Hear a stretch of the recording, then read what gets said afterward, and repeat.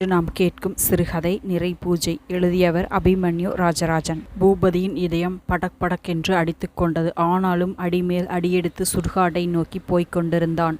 மனசுக்குள் பேச்சு கிழவியின் வார்த்தைகள் கேட்டுக்கொண்டே இருந்தன. டே பூபதி, எப்படியாவது அந்த பொணத்தை தோண்டி எடுத்துடுடா. அதுக்கப்புறம் என்னைய கூப்பிடு. அப்புறம் மற்றதை நான் பார்த்துக்கிறேன். பூபதி அந்த குளிரிலும் வியர்த்தது. யாரோ தூரத்தில் சிரிப்பதை போல் குரல் கேட்டது.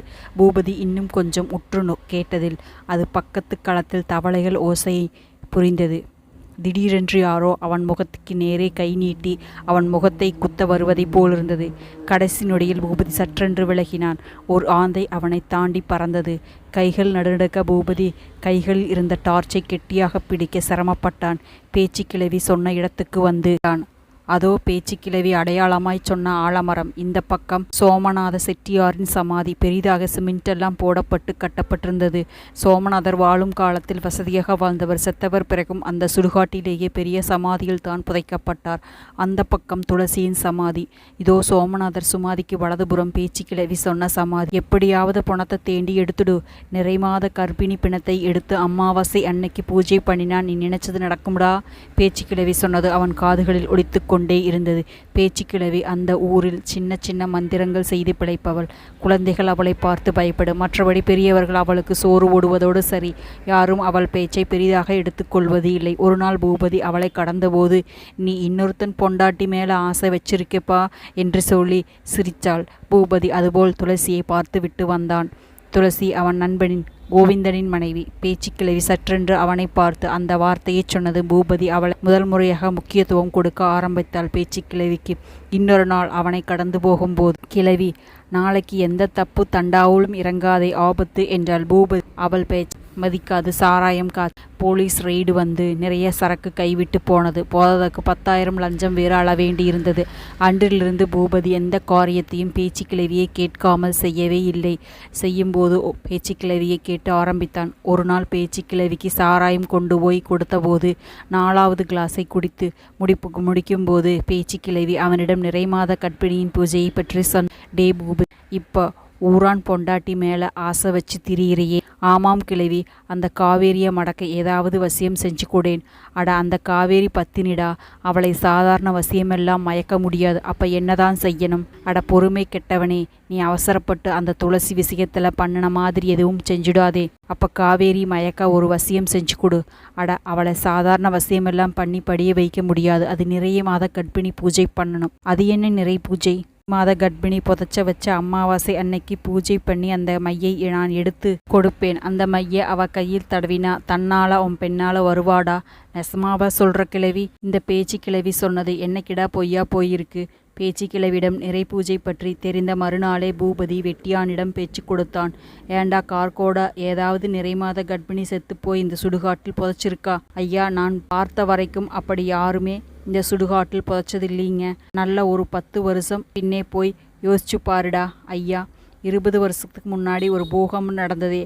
அப்போ எங்கள் அப்பாரு செத்தாரு. அன்னையிலிருந்து நான் தான் இந்த காட்டில் வேலை பார்க்குறேன். அந்த பூகம்பத்திலிருந்து போன மாத பூகம்பம் வரை பல பணம் பார்த்துட்டேன். இப்படி நிறை மாசத்துல யாரையும் இங்கே புதைக்கலையா. பூபதி சுத்துப்பட்ட ஊர்களில் உள்ள சுடுகாடுகளில் கூட விசாரித்து விட்டான்.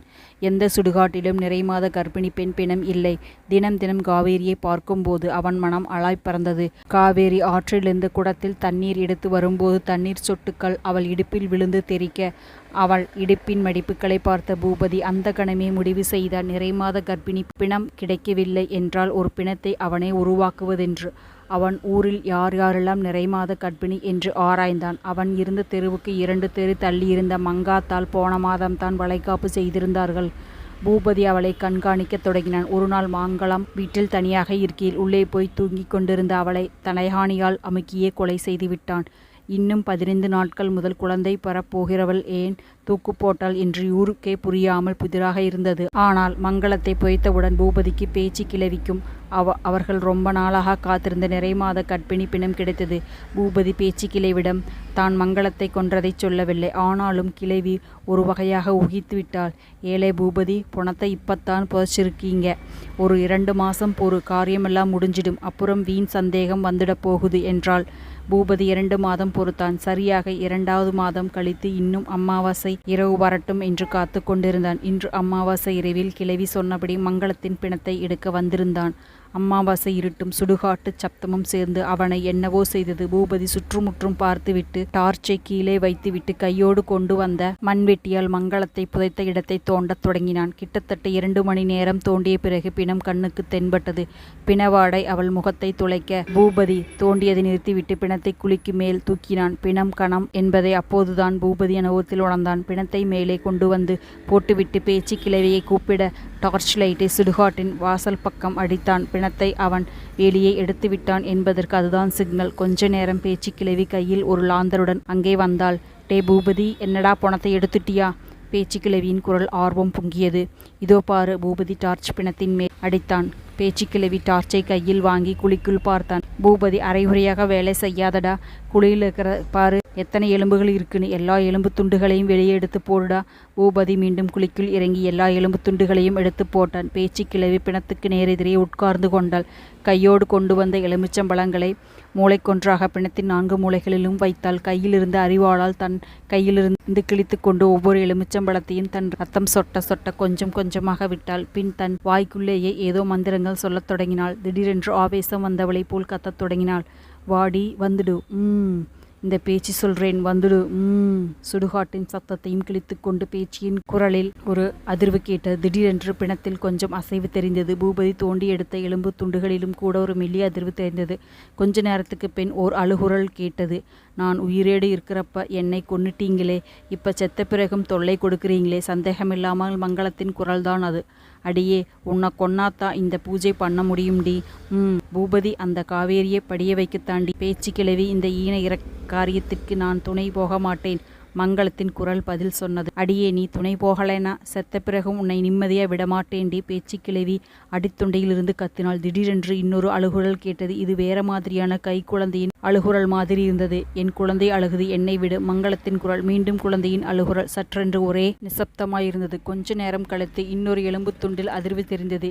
ஏ பூபதி, என்னை ஏண்டா கொன்னே? இது மங்களத்தின் குரல் இல்லை. பூபதியும் பேச்சு கிழவியும் திகைத்து போய் பார்த்தார்கள்.